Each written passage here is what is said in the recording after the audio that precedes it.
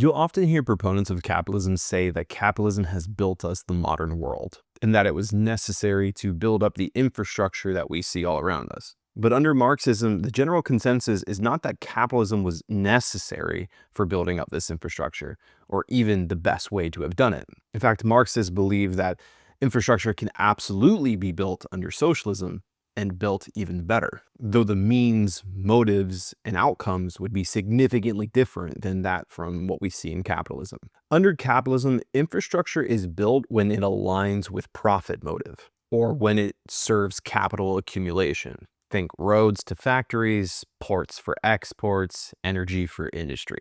Even public infrastructure, like highways or utilities, is usually shaped by capitalist interests. Think suburban sprawl for housing development and fossil fuel dependence. There's heavy reliance on markets, on private contractors, or on public-private partnership. And efficiency is determined on cost effectiveness and return on investment, and not on whether or not it's sustainable or even beneficial for human beings. Under socialism, infrastructure would be built according to need, not profit.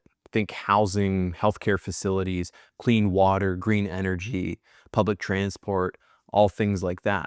The labor and resources would be socially organized and ideally in a democratic setting. Projects could ultimately be significantly more beneficial to communities because they wouldn't be following a profit motive or a short-sighted quarterly window.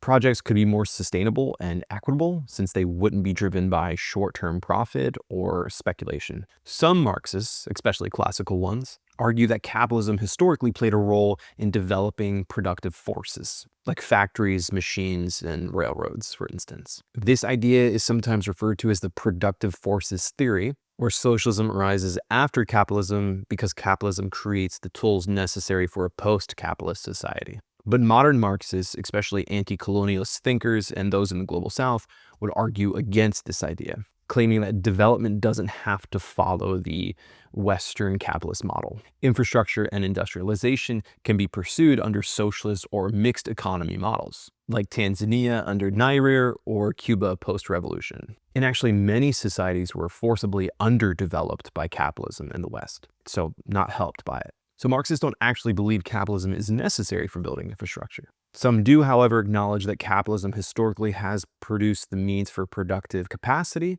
but that socialism could deploy and maintain that capacity more rationally, equitably, and sustainably.